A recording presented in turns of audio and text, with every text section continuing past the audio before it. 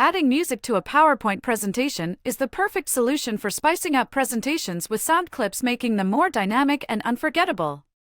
In this video, I'm going to show you how to add music to your PowerPoint presentation.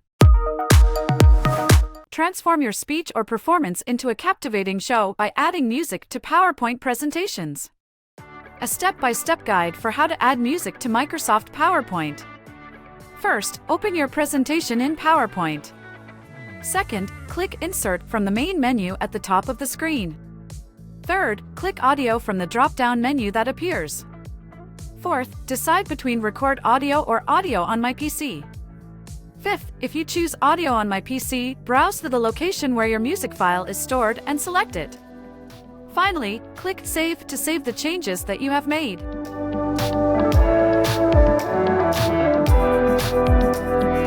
Thanks for tuning in. If you enjoyed this video, give it a thumbs up and let us know what you think in the comments below.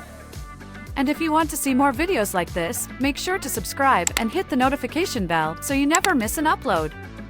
Until next time, take care.